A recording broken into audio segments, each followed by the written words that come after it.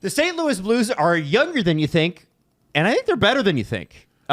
This is a surprisingly good team in transition, have been for a couple of years, that surprised a lot of people and snuck into the playoffs last year, but almost selling Braden Shen to the Leafs at the trade deadline, which is kind of nuts. I don't believe that was ever real. You don't think that was real? No. The Blues are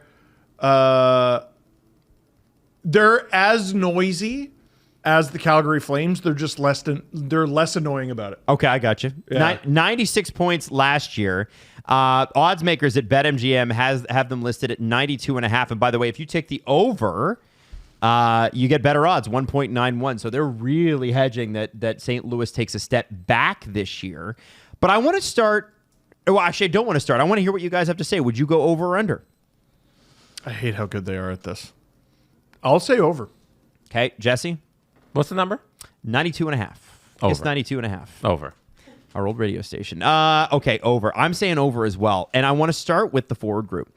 Buchnevich, Robert Thomas, we know they're great players. But the emergence of one man with a great last name, Jimmy Snuggerud. It's a great name. And he had 2 goals and 2 assists in that 7-game series against the Winnipeg Jets.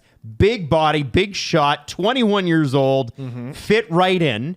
And then you add to that the fact that they got Dylan Holloway, who had a career year last year. What a loss not playing in the playoffs. He was injured and missed some time also in the regular season, and Broberg. Outstanding. Well, but I'm just talking forwards here. Oh, okay. But, you've got Holloway, Shen, Kyrou, and then Jake Neighbors, if he's healthy right now, is listed as on the IR, but he should be fine.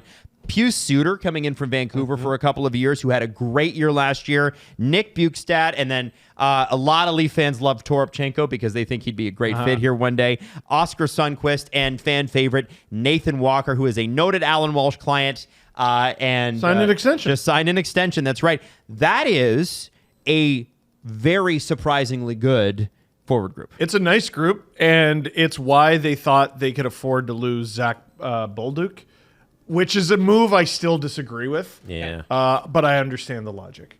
Okay, so when you're talking about this, I think this is shaping up to be the toughest division in hockey. I really do. When you have this group going up against the Minnesota Wild, I think outside of Kaprizov, this might be a better group. If you pull the Kaprizov thing out of it. But the thing is that it's Kaprizov. Yeah. They're very comparable, I think. The Avs, the Stars, and the Jets have extremely deep forward groups. Guys, are they going to be able to compete night in, night out with some of those teams? Yeah. 100%. I mean, I think sometimes you can project how a team is going to perform by how traumatic the end of their season was. Now, the Leafs are immune from this phenomenon, but the Blues were a second away from going to the second round. A second away from knocking off the President's Trophy winners and going to the second round, and you blew it. Yeah. They're a team of gamers.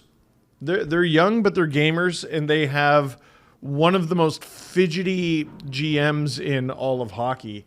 They're always underratedly exciting. They have an underrated roster, and they're never an easy out. Jesse, what do you think of that forward group?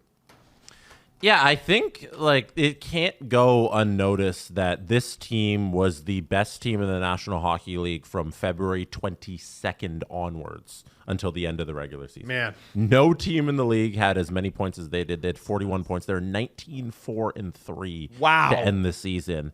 And I don't think that was a fluke. And I think when you look at the forward group and you look up and down, you see a bunch of guys who can play a bunch of different roles. It's not that anybody in particular is standing out and taking the reins in terms of how their play style or driving each line. It's just a bunch of guys who are interchangeable and everybody who can affect the ice on both ends and score a couple of goals. My question They're for you... They're really deep. That is a hell of a run, and we'll talk about part of that run, which was their goaltender after the Four Nations face-off, just in a second here. So let's leave that out of it. So ridiculous. The one thing I worry about with St. Louis is the same thing, looking back to Nashville 2 seasons ago, that was not repeatable, which is a run like that. You can't expect a run like that. And so they'd have to be much better on average throughout the year. I don't see that. I'm not saying they can't, but that is a major factor in this, and that pushed them down my rankings. It took that run to get into the playoffs. Yes. Right? So yes. It's a great point because that means up until from October till February 22nd, the Four Nations-ish area, that they weren't playing hockey, and they needed this best team in the National Hockey League run for 3 weeks to actually even just get into the 8 seeds. So they needed that for the Stanley Cup too, though. It's easier to replicate being the mediocre team that they were before the Four Nation face-off than it is to replicate being the nearly unbeatable team that you were after. Mm-hmm. I don't think it was a fluke in that, like, I think that talent is in there in what they showed. Obviously, they won't go on a run like that.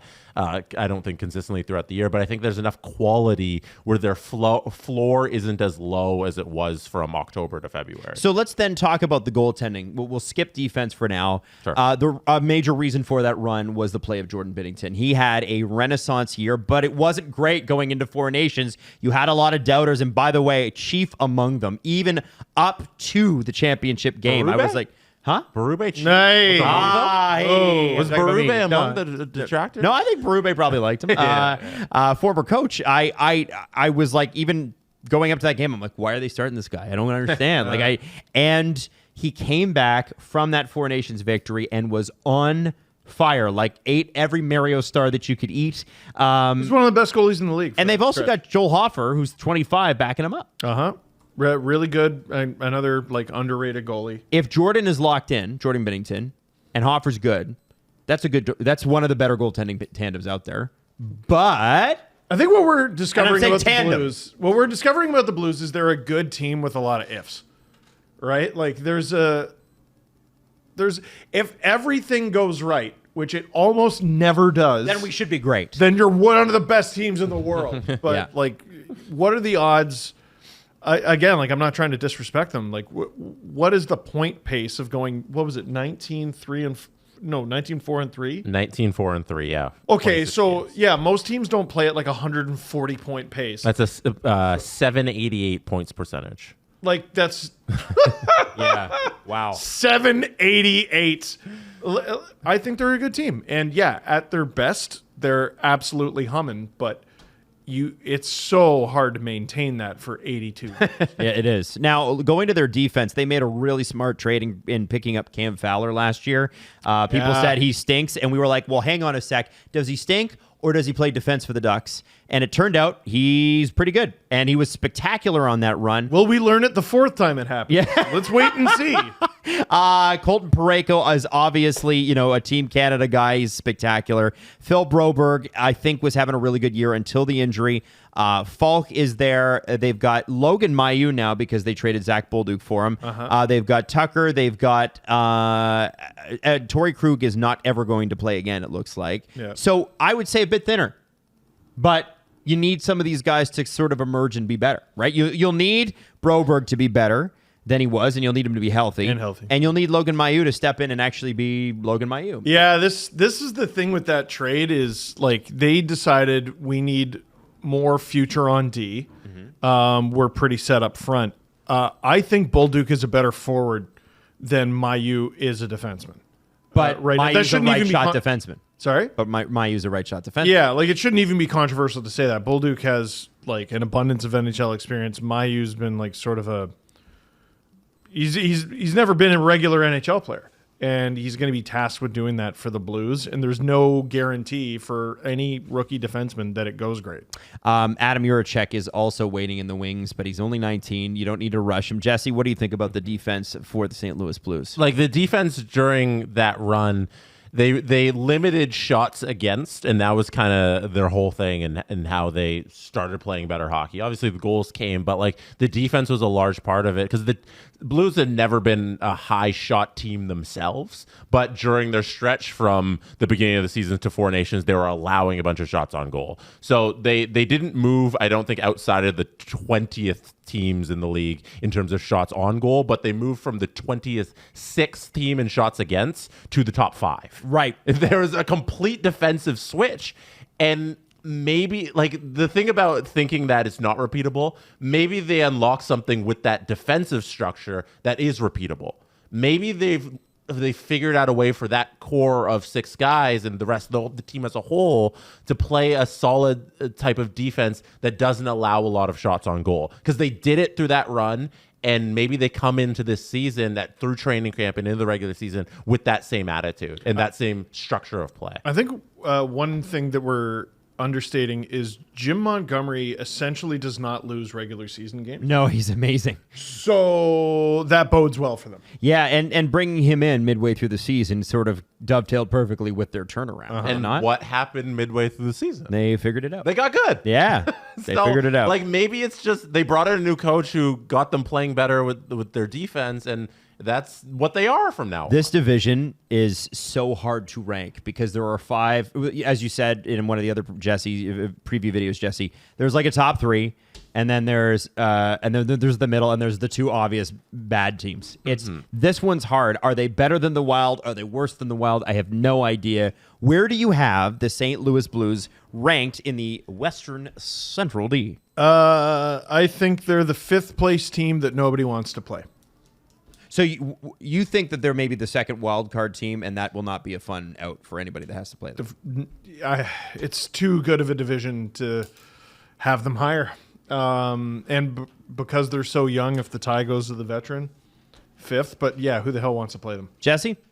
Yeah, I ranked Nashville, Minnesota 4th, so St. Louis 5. The other thing about them being a fringe playoff team is it allows them to stay in trade rumors for another full year. I'm sure you're going to love that, Steve. Yeah. Braden Shen, will he or won't he? Let's see. All right. Hey, that is our preview. Adam's not going to say where he is. Oh, I have them 5th as well. Okay. That means they're going to win the division. That is our season preview for the St. Louis Blues.